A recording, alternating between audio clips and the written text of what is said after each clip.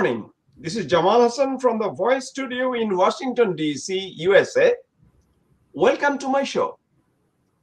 The voice is your voice.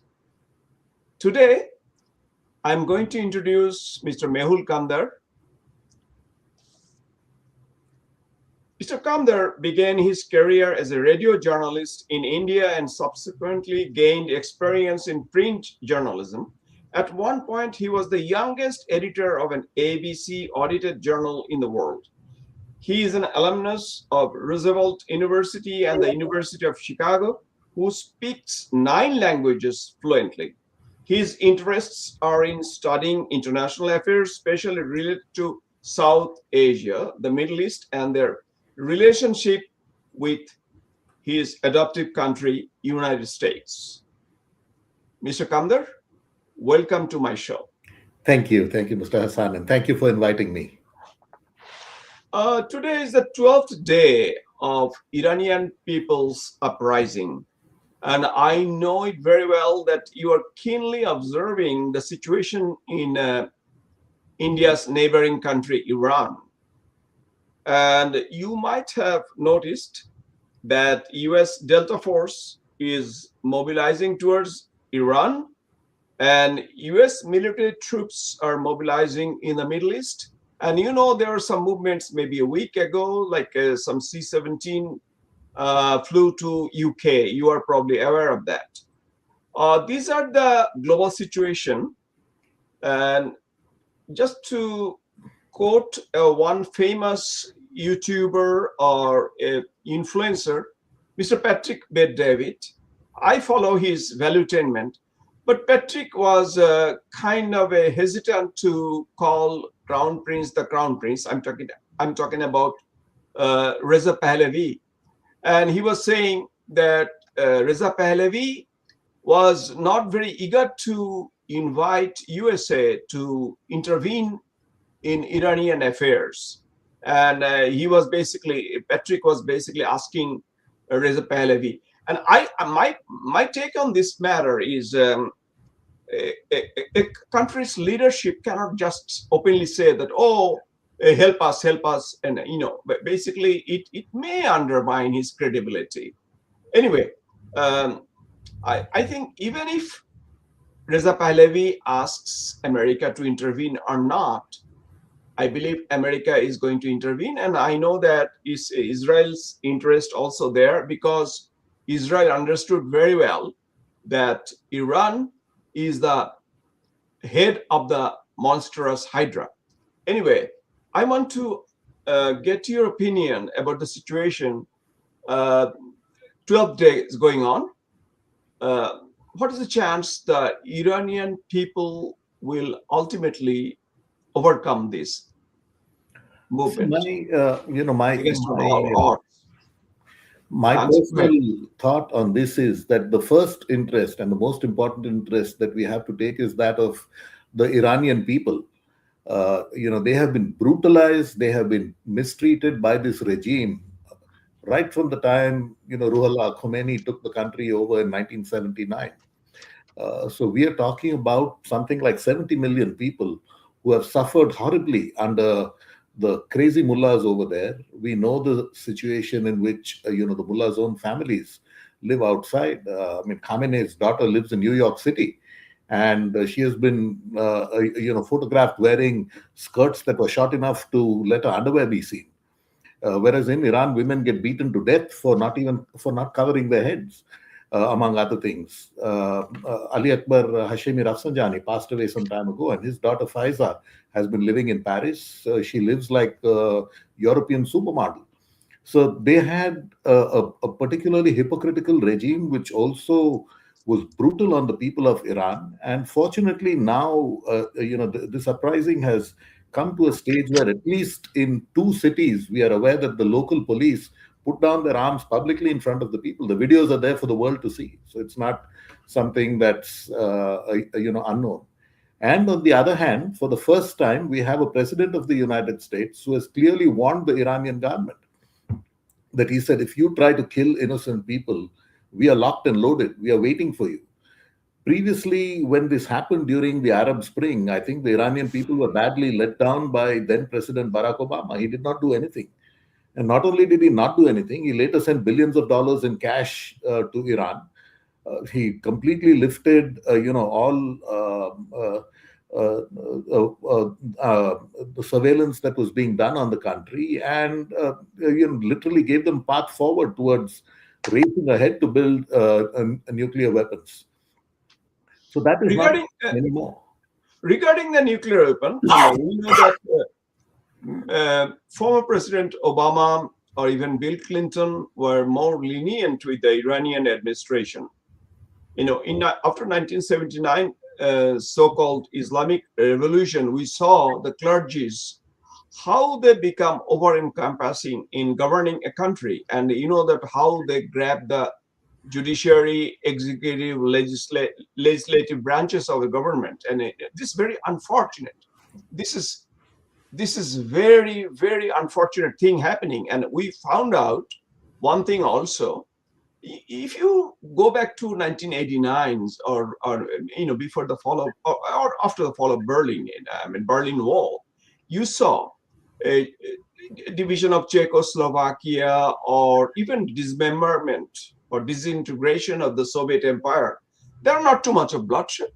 Communism fell like what a house of cards.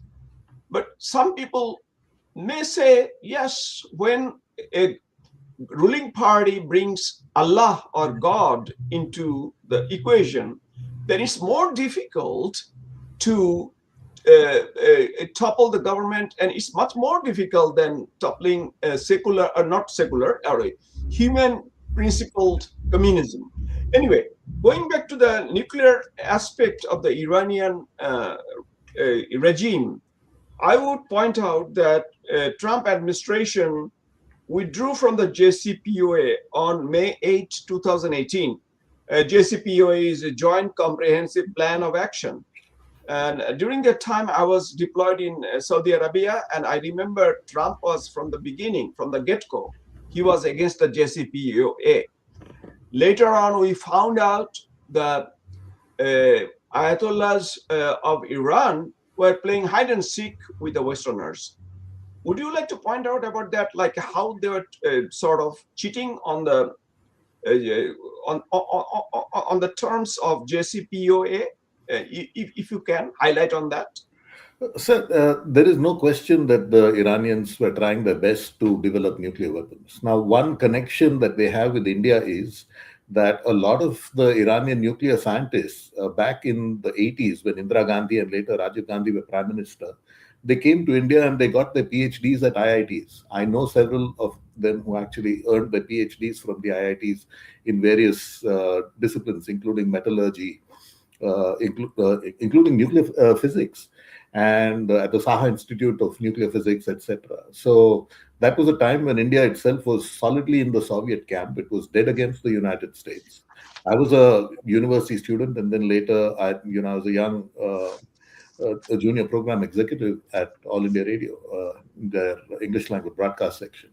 So things were quite different back then, and many of them learned what they learned in India before going back to Iran.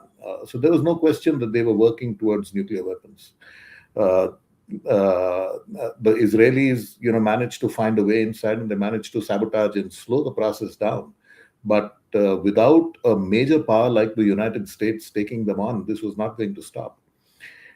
And more than anything else, the brutal repression that the Iranian regime has been carrying out. I mean, you spoke about the judiciary.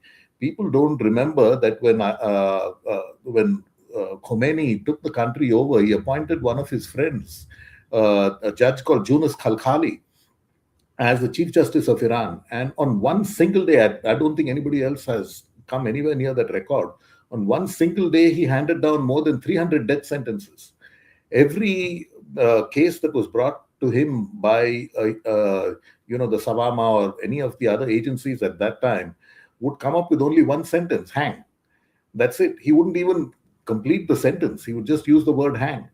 So nobody has any count of how many hundreds of thousands of people were brutally killed at that time, including young Baha'i girls. They would be hanged because they refused to convert and to accept Khomeini as their imam. He was never an imam officially by education, but that's a different story. So this is a brutal regime that would have used any means it could in order to create whatever harm it could, to cause whatever damage it could to countries that it did not agree with. I mean, we remember the drone attacks inside Saudi Arabia, which took place, several years ago, when Trump was in his first term. Uh, some say that those drone attacks happened from within Saudi Arabia itself, from some of the Shia provinces in the country. So Iran was trying its best to cause harm everywhere. And for what reason, only the mullahs know. They have their own crazy ideas about what they want, and they were getting away with it. At some point, that had to stop. And as I personally feel, the main interest over there is the interest of the Iranian people. They are the ones who have been suffering, and unfortunately, they don't have arms. They don't have any way of fighting the IRGC. But I think the warning that went from the United States makes it very clear to the IRGC that if they try to come up with the same kind of brutal crackdown that they did at the time Barack Obama was president, and he allowed them to get away with it, is almost certainly not going to happen. Trump bombed Iran's nuclear facilities. He used bunker buster bombs and completely reduced them to rubble. So that is a message that seems to have gone down, at least so far. And in this case, I would remind the audience that on June 22 of last year, I think around 6:40 p.m. Eastern Standard Time, B-2 U.S. B-2 bombers, basically bombed the big Ferdo nuclear facility. That happened, and this is the time. I think this is the last war, because obviously we had movements in 2019, and there were other movements like a Masa Amini movement a couple of years ago. But as you pointed out, because IRGC has the arms, and not only IRGC, Basij. My sources in Iran says not only the Basij militias, there are also jihadis from Iraq. Many Arab militias also were imported, because sometimes the local militias were reluctant to, fire on their own countrymen, countrywomen. So that happened, fellow citizens. It happens sometimes. So they brought. I heard that in a place called in a city called Mashhad, they had contingents of Iraqi militants, if you are aware of it. So it was, and nowadays it's more, on the press that it's happening now. They're trying to bring militants from the Arab countries, maybe from Syria, Iraq. And still, I would say the last year's that Iran scenario last year, if you go back to that, when Israel and USA jointly conducted the mission, and I think that helped decimate part of the structure of IRGC. That helped. And during the last 1 year, we are hearing this like a sudden bombing, sabotage going on. Rumor is going on about Mossad's direct involvement. Can you point out something about that? Whether Israeli intelligence is involved? They're almost certainly involved. For Israel, it's a matter of survival. And I think, now every indication points to the fact that the October 7th massacre at the music festival in Israel was almost certainly planned and executed by the Iranians. Without their support, without their planning, it would have been impossible for Hamas to do it, and in a coordinated manner for Hezbollah and the Houthis to fire so many rockets at Israel. So for the Israelis, it's a matter of survival. They know it. They've done it even previously. They found a way at one point of time to put in software which destroyed the centrifuges, which the Iranians were using to refine the uranium in order to build a bomb. I think it happened in before, I think around 2016. What? Yes, Yeah. some Oh, years ago. I mean, I'm not sure of the exact year, but they have been working, very consistently. At the same time, historically, if we go back, all the way back to even to the time of Cyrus the Great, he was a Persian king who gave support to the Jews. He gave them a lot of support. The previous Shah of Iran was openly supportive of Jews, and the present Reza Pahlavi, the second or third, I don't know what his designation is. His sister is married to a Jew, so it's a very very interesting situation that they have over there. the In million this, dollar question in this case would be, yeah, Iran becoming being a Shiite dominated country or a Shiite led country, why they were fomenting trouble in the Middle East, especially helping the Hamas, the Sunni groups who were anti-Israel. And obviously, I mean, we can see a lot of collusion with some of the Sunni militant groups in the Middle East with the Iranian IRGC.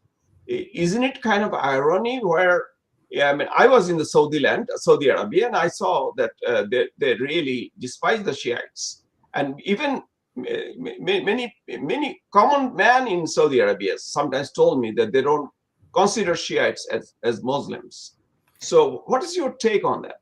Why Iranian clergies are so much fomenting trouble in the Middle East, colluding with the Sunni jihadis? so I think it goes back even earlier. If you go back to the early days of the Muslim Brotherhood, and you take the various quote unquote leaders who came out of Egypt mostly, and also one man whom the United States gave asylum, Abu Ala Maududi. He came to the US, he lived in comfort, he died in Buffalo in upstate New York. His son lives over there and he practices the same jihadi philosophies. But one name that we don't look at very seriously at that time is the name of Ali Shariati, who was a Shia.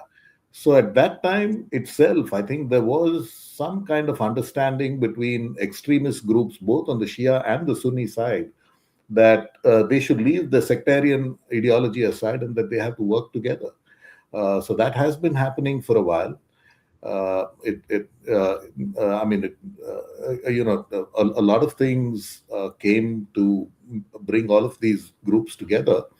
There are rumors that the Iranians even helped, Osama bin Laden.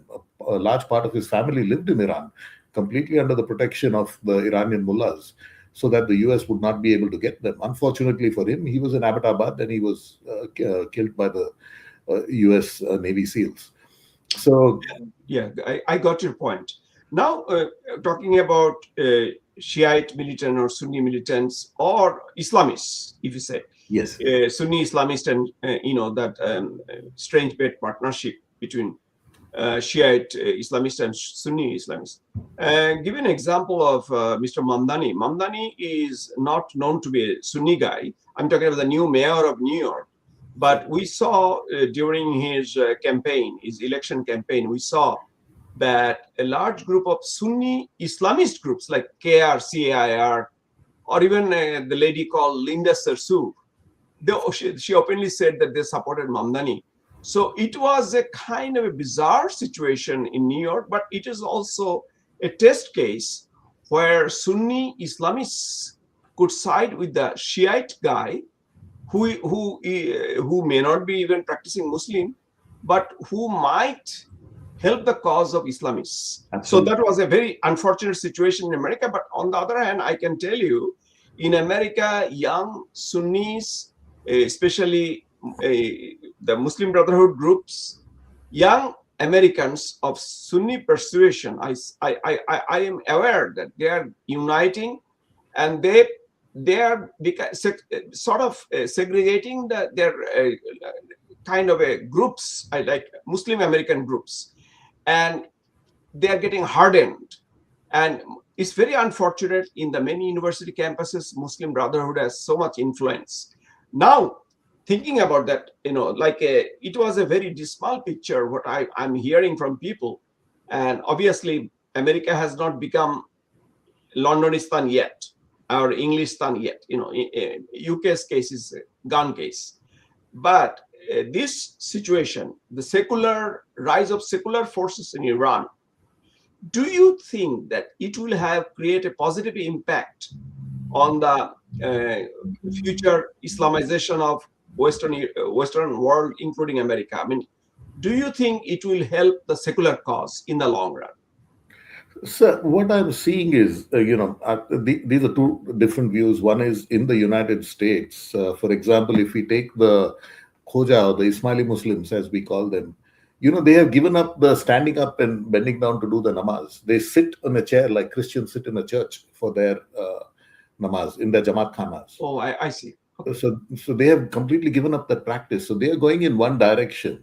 On the other hand, I'm aware of several Bohri Muslim families from India and Pakistan who are in Michigan, in Texas, and other places. This is on the Shia side, of course, who are sending their children to camps in countries like Tanzania, Kenya, and other places. In order to attend camps which are conducted by Iranians. So these are young people who are being totally brainwashed over there by Iranian interests, and we don't know what they will do when they come back to the United States. We are aware of the issues with Sunni, fanaticism, which is increasing exponentially in some quarters. On the other hand, I think there is also a movement against both, extremist Shiism and extremist Sunni Islam that is happening at a lower level. Though the problem is that the people who are, actually opposed to this are not able to speak up. They have to hide because if they speak up in public, they'll get killed. In Iran, girls who are calm enough to just take off their headscarf, they've been killed for that quote unquote crime by the Iranian police. Saudi Arabia Saudi Arabia is a country where they beheaded a princess for marrying a Shia many years ago. You would remember in 74, I think. Okay, now let's go back to my native land, Bangladesh, which is your ancestral country's neighboring country, Bangladesh. And 5th of August, proved that 5th of August of 2024 proved that unfortunately American deep state under the guidance of that is Biden administration, basically materialized in a movement, popular movement against Sheikh Hasina, and installed a government who is very friendly to the global jihadis. And you probably, if you are not aware, I'm reminding you that when Mr. Yunus came to America after he got the power, highest seat in the country, he came to New York, I think, to attend a conference and convention in United Nations, and he met his former friend Clintons of the Clinton Foundation, Bill Clinton and Hillary Clinton. And I think in front of Bill Clinton, he showed a guy named Mahfouz Alam, who was in jail once, he was in remand, and he was known to be a Hizb ut-Tahrir operative. Hizb ut-Tahrir was banned in Bangladesh. It's a jihadi group.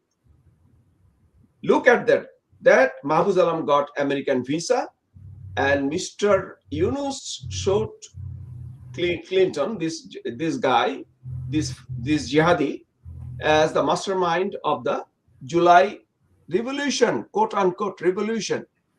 So it proved that Mr. Yunus, Dr. Muhammad Yunus, is fully laced with the global jihadis. Absolutely. My question is, America sometimes nurtured jihadis, and ultimately the jihadis will come back to them. It happened in Afghanistan, and the formation of Taliban, and how the Taliban ultimately got in cahoot with the Al Qaeda. They committed the 9/11, all this. You know that ultimately America had to.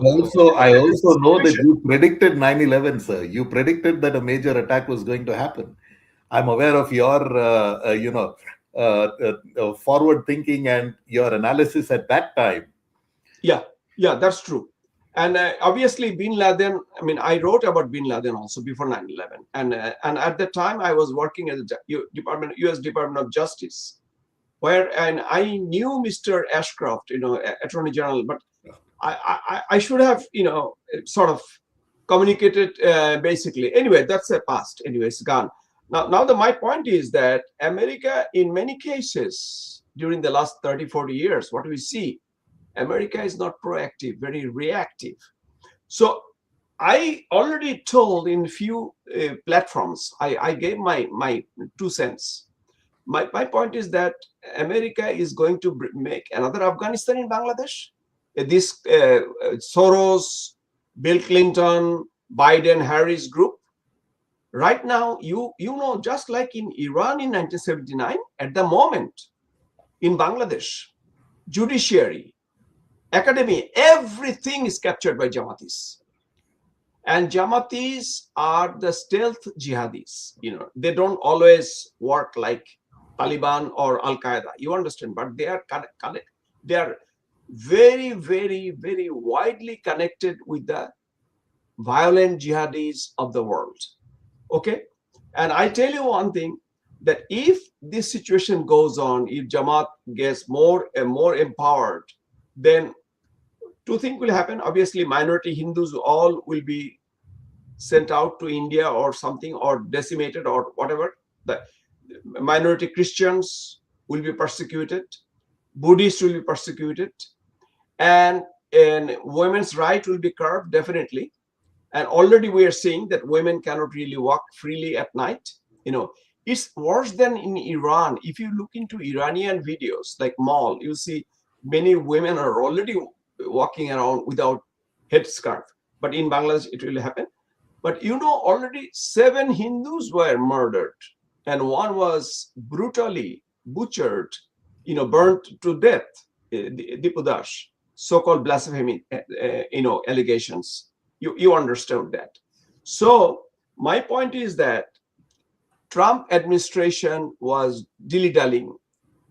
I don't know. What is your opinion? Do you think that Trump has sympathy for this brutal regime of Yunus, or Trump has some other plan which we don't know? What do you think? So, I mean, let's step aside from Trump at the moment. I think historically in the United States, there has always been a belief, as far as policymakers are concerned, that the best way to fight a communist or a socialist regime is to use religion. They used, you may remember the whole situation with Eastern Europe falling. And many of us attribute that only to Russia's defeat, the Soviet Union's defeat in Afghanistan. But the fact also is that the Pope at that time, John Paul II, he played a major role, in particularly in the Catholic parts of the Soviet Empire, beginning with Poland, where he supported Lech Wałęsa and the Solidarity movement. And, that was the beginning of a series of dominoes that eventually ended up crashing the East Bloc. So the US used that over there. They used Islamists in Afghanistan to fight, the Soviet-propped regime. I mean, I'm not trying to justify the Soviet invasion, but they did that over there. And in Bangladesh, I don't know what they saw, but obviously they found a reason to use Islamists to capture the country. And the other factor also is, which a lot of people don't look at, is the huge natural gas resources that Bangladesh has got. It's something that no government in Bangladesh has bothered to do anything about. They have not, allowed to drilling of that gas, or else Bangladesh would have been a very, very wealthy country, even though it was developing quite well otherwise. And then the minute you support, an extreme Islamist group, what they are going to do is they are going to attack other groups. I mean, let's not forget that the original Arab war cry used to be Al Hanud, Al Yahud, Al Masihiyun. First kill the Hindus, then kill the Jews, and then kill the Christians. So that is exactly what is happening. The biggest minority in Bangladesh are Hindus. So obviously, they find themselves being threatened this way. In India itself, they had a law of return which allowed any non-Muslim minority from Pakistan or Bangladesh to come into India and claim citizenship if they came before the year 2020. That was a law brought in by the previous Manmohan Singh government. But recently, just a few weeks ago, very quietly, India amended the law to say that any minorities who are not Muslims could come in from Pakistan or Bangladesh into India, and they could claim, pathway to citizenship. So, in a very quiet way, India is trying to get people to come in, but India, unfortunately, has to be quiet because number one, it has offered asylum to Sheikh Hasina, with whom it has very close relations. Number two, historically, India has had very good relations with Bangladesh. At that time, I mean, I'm not talking about the Jamatis, but if you take the relatively more Islamic party of the late Madam Khalida Zia, even though at one point she accused her husband of, accused India of murdering her husband, later on she became close to India. Some of her party senior people had been speaking openly pro India the past few years. So India has relations with a large number of, with a large proportion of the Bangladeshi population, both Hindu and Muslim, and it has a very difficult path to, go on. That said, I think what will be crucial will be the elections, which are coming up in just a month's time, February 12th, as I understand, and they will make a very big difference. Second thing is there have been some very, very stupid comments by the jihadis about taking over India's northeast. And that has led to a reaction on the Indian side because in several states there have been demonstrations. They have gone and attacked Bangladeshi refugees who are over there. Rohingyas in particular have been beaten black and blue in Assam, in Manipur, Tripura, Meghalaya, and other states. Many of them have fled towards places like Delhi or Kashmir for that reason. So there is a degree of Jamati sentiment that is coming up, and the fact is that in the United States, unfortunately, the horrible treatment of some of the minorities has not been publicized to any major extent. The American media has been quiet because it is largely supportive of the Democratic Party, and to them, Bill Clinton and Hillary Clinton are, like divine presences on earth. Even the Deepash case was not. I mean, have you seen it in any U.S. media? Not the Deepash lynching. We didn't see it. So in this case, I want to point out two things. First thing that also July upheaval. Also, sir, sorry to interrupt you. Sorry to interrupt you. There was also the case of those two Christian girls who were beaten black and blue at a New Year's Eve party for not wearing, head covering. Yeah. So that's not even focused in US in media. Anyway, so how global Islamists supported the July upheaval? Good example I can give you. Omar Sulaiman, a Palestinian American living in Texas, not too far from some of your friends. So Omar Sulaiman is a preacher. Okay, we don't have any problem. Omar Sulaiman didn't bother to support Iranian People's Movement, never. But regarding the July upheaval, jihadi upheaval in Bangladesh, he already posted some status in his Facebook and everything. We have that. We have the screenshots of those. He was anti-Hasina, and he was all eager to topple, quote unquote, tyrannical ruler Hasina. My point is that, Mr. Suleiman, you are Islamist preacher. Just pray, teach young generation how to pray. Why you are poking your nose in Bangladesh affairs? So that means the movement against Hasina was supported by Islamists like Omar Sulaiman. Giving another example, Tanvir Chaudhuri is a journalist. I knew him in 2001. He was editing a paper called News from Bangladesh. Those days we used to write articles in 2001 online. Tanvir Chaudhuri is now Al Jazeera reporter in Dhaka. You know that, maybe you are aware of. In his Facebook during the month of July of 2024, he reposted a status of Sarjis Alam. Sarjis is one of the guys who is very connected with Yunus administration. Sarjis Alam, who was hiding under the lungi, quote unquote, of Awami League. He was, but after July 2024, he exposed that he is a Jamati. So Sarjis Alam basically in that status was asking the rank and file of the army, Bangladesh army, to revolt against officers, their senior ones. That was posted by Al Jazeera reporter. Can you imagine what is the journalistic ethic? But it proves that Al Jazeera, Qatar, Omar Suleiman, all other than deep state, Soros, $29 million or whatever, as Trump already said, and we know that Biden administration's involvement, Donald Lu, there was a global jihadi network or global Islamist network which were eager to topple Sheikh Hasina. Do you understand?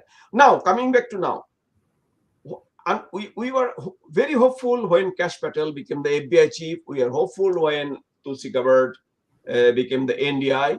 We were very hopeful that director of NDI, Tulsi Gabbard, and her husband is probably a follower of ISKCON. We see what? We see ISKCON leader, Prabhu, Chinmay Prabhu, is still in jail. No movement, nobody could do anything. And regarding persecution, Trump bombed jihadis in Nigeria because of Christian persecution. Do you see any possibility that Trump will bomb jihadis in Bangladesh for Hindu persecution? Do you think there is any chance, Mr. Kamdar? I doubt it, sir. I'll be honest. Why? I think number one, he's too preoccupied with Iran. I think that is the bigger issue. But on the other hand, I think the US will keep a very close watch on how the election goes in Bangladesh. And I don't know how it will go. I mean, I don't think there is any way of doing any opinion polls or anything like that to figure out where it will go. But on the other hand, I have talked to friends in the Ministry of External Affairs in India, and they seem to think that the army has a fairly good hold on it. Some of the thinking in India is that the Bangladeshi military is way more professional than the Pakistani military in this respect. They have kept quiet. They have stayed out of this whole mess. And they feel that India also feels that they would like to wait and watch and see how the election goes. Now, in the meantime, do we think the Islamists will ramp up their massacres of minorities in Bangladesh? They may do it. They may do it. They may create more bloodshed if they know that they're going to lose. Or they may keep quiet, wait until the elections happen, and then if the independent candidates from the Awami League who are contesting over there, if they win overwhelmingly, they could go on the rampage after that also. And in that case, what will happen, we don't know. I have no idea what the situation is going to be like. But the situation is, I think Bangladesh is in for more pain going ahead. It's not. It's a very sad situation, as you are aware. We have close friends of my own family who are in Bangladesh. My father's closest friend used to live in Dhaka, a very senior oil and gas executive. We also knew families who were in government over there in different governments. A lot of things. So, the situation is sad. But then I personally, as somebody, I have Bengali extended family, as you are aware. But I personally feel that the Bengali people, as a people, have a history of education. They have a history of. I mean, can you imagine something as stupid as these people banning music, sir, in universities? India's music, if you take India's Bollywood and its music and its popularity, you have to go back to people like Timur Baran and practically the entire singers, Kishore Kumar Ganguly, Hemant Kumar. Every one of the top singers in India was a Bengali. So there is so much of an influence of culture, and that is what these Islamists are trying to destroy. On the one hand, they are able to get away with it because they have weapons. On the other hand, whether they will be able to continue this repression, I don't know. In this case, I want to interject. Tariq Rahman, the the young leader of BNP, young, of course, younger than us, younger than you. I mean, of course, lot younger than us. Tariq Rahman apparently was acknowledged or accepted by the Modi administration. And I have a feeling that US administration under Donald Trump, they will also be supportive of Tariq's leadership. I saw historically American governments, irrespective of their party affiliation, it could be Democrat, it could be Republican, they were anti-Awami League. There could be historical baggage. Sheikh Mujibur Rahman, the founding father, was basically pro-socialist or pro, you can say that pro every country, because he was not siding with the NATO or exactly because he wanted to be friend of Soviet, former Soviet, India, USA.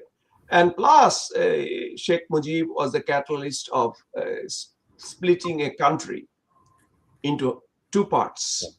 And that country was favorite of America, because if you go back to Peshawar base in 1950s, during, I think, Eisenhower time, and America, Pakistan was always the pet dog of USA. And that Pakistan, I mean, you can say that Pakistan was splintered into two because of Sheikh Mujib.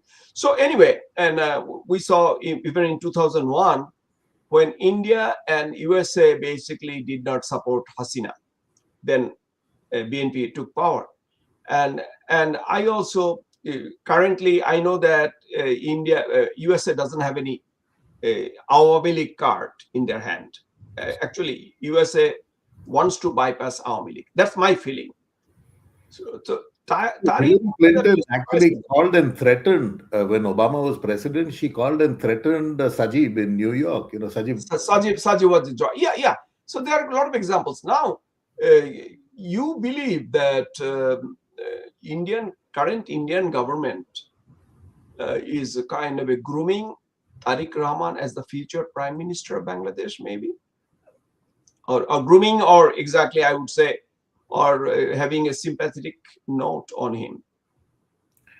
They may have something from the background, so I don't know, to be honest. But one thing that India has definitely done is, after the jihadis talked about the northeastern states, they have moved some really powerful military divisions, to the border with Bangladesh, which they had never done. It was almost an open border. They had only the Border Security Force, which is a police organization over there. Now they moved hard military assets into the region. But on the other hand, I think, part of the concern that India also has is about the Chinese getting a foothold over there. It is possible that they may try to do something in Bangladesh. But I think a lot still centers on the elections. And they will, point to which way policy goes, both in New Delhi as well as in Washington, D.C. If Trump, as we know, definitely does not have any affection for Islamist groups. He does that not. Is the point. And I also have hope that Tariq Zia will play a moderate role, because, a year ago, in a platform called People Talk, run from Bangladesh, under Nizamuddin Bipul. And basically, I actually gave my opinion, and basically I sort of talked to Tariq Rahman. That Tariq, you become a changed man. I actually asked him. A lot of people laughed at me, but I had a feeling that he would come back someday, and it happening. Now people change. Mr. Kamdar, you are a scholar of religion. I know that you know about the story of Apostle Paul. What was his background and how he changed? Wasn't he? He was a big killer. Anyway, in that video, actually, I mentioned Apostle Paul also. Now, some people say Tariq is not changed. He's a diehard criminal and all this. But I think Indian authority is counting on him.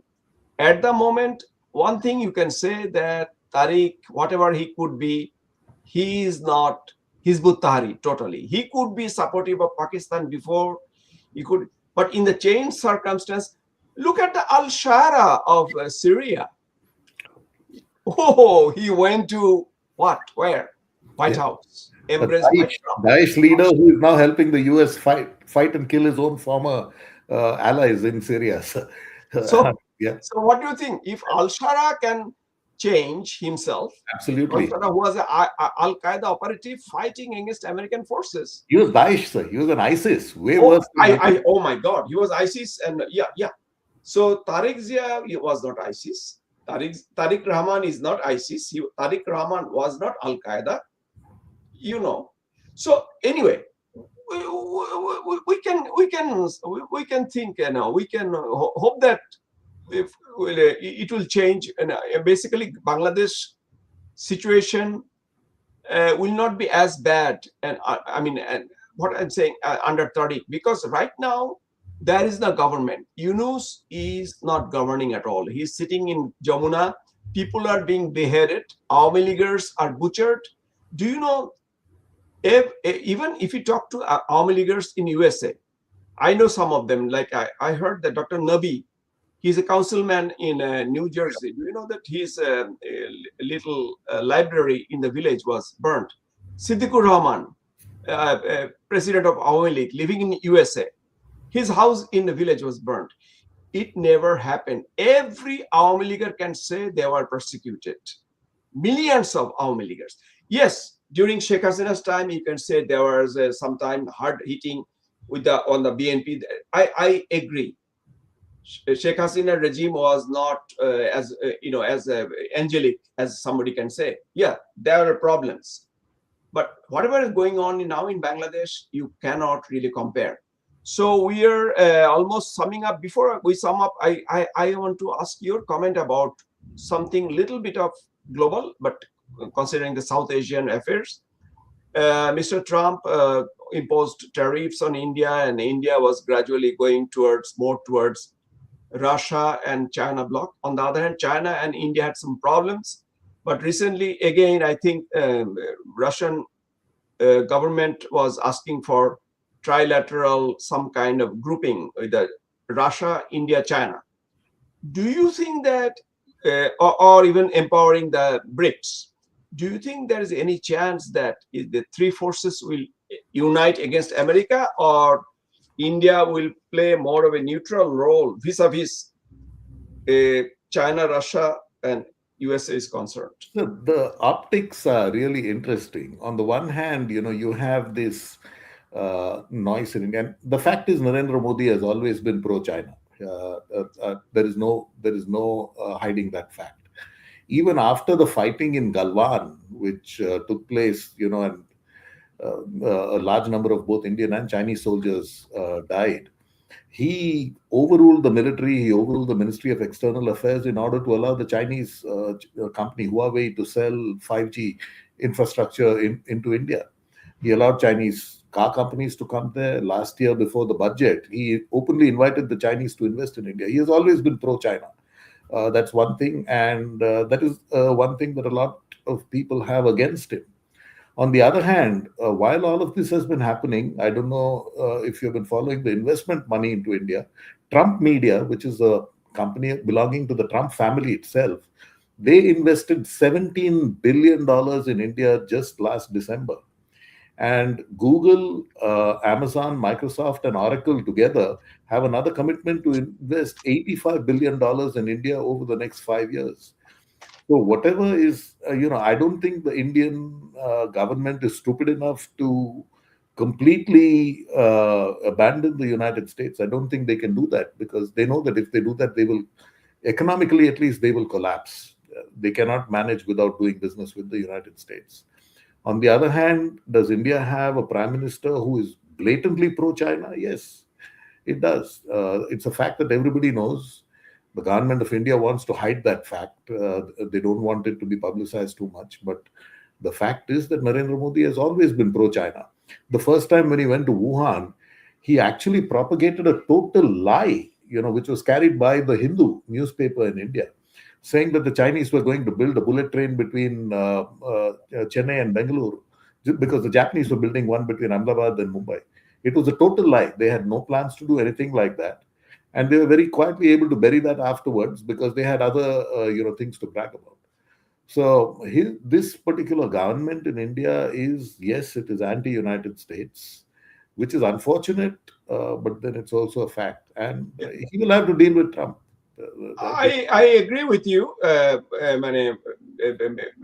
Maybe on the premises that Modi might be more pro-China, but again, it's India's interest in. But we know that China is the second largest trading partner of India. We know that, and last year also, I think bilateral trade reached $127 billion. So my point is, but China is still the 100% backer of Pakistani regime. So that is another problem. And India and Pakistan, I don't think there is any chance of rapprochement within the near future. Because as long as the Pakistani army persists, or they become the main power broker of the administration, Pakistani army, their ulterior interest or ulterior motive is to attack India or have conflict with India, because that's how they survive and sustain. The problem is not it's more of a interest of the military hegemony of Pakistan. So and unfortunately, it is a reality. The civilian bureaucracy, civilian leadership has less power. So India there is a rub-off on Bangladesh, sir. There is a rub-off on Bangladesh. Just a few days ago, the U.S. managed to capture Nicolas Maduro, and you would have heard that the U.S. is committed to buying $2 billion worth of crude from Venezuela.